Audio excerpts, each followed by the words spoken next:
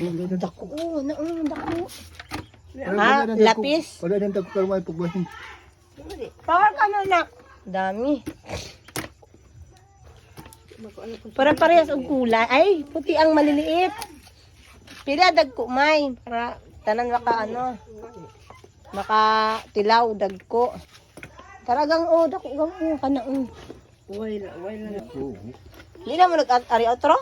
Wala nang kausad lang. Uy. Mabaho. Wa may butangan. Mabaho, ibaligya na nila. Dito lang ano. Malunod. Makalunod ay na. Ang sa imo ha. Adi dako. Yun ang pinakasubad bahin natin. Dako, Muraw. Puti ang maliliit. Yun ang gusto ko. Ate na lang yung malaki. Malaki. Ang isa na malaki doon, yung isa ato Otuan na lang pa isa pa. Yan. Diba? Laki. Isa lang Maraot lang. Dami, isang area lang. Pang ulam. Ito na po. Yung huling isda ni, ng tatay ko, ito na siya. Sinabawan na, tapos mamaya ay iniyaw na isda, di ba? Ang fresh. Pagkagaling pa lang sa dagat, eto na agad luto na. Ito na, pagkagaling, sabaw agad. Sobrang fresh ng isda. Tipid na naman tayo.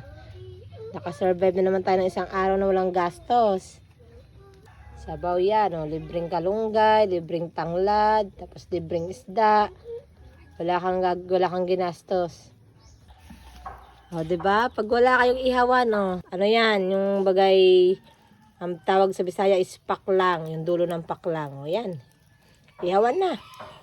'Di ba? Kailangan maging creative ka pag nasa province ka kasi dito wala namang yung Hindi tayo makakabili-bili basta ng mga gamit-gamit na mga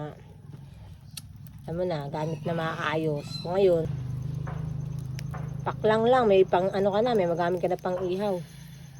O, diba, the best? Luto na guys! Tara mga unta! Salamat!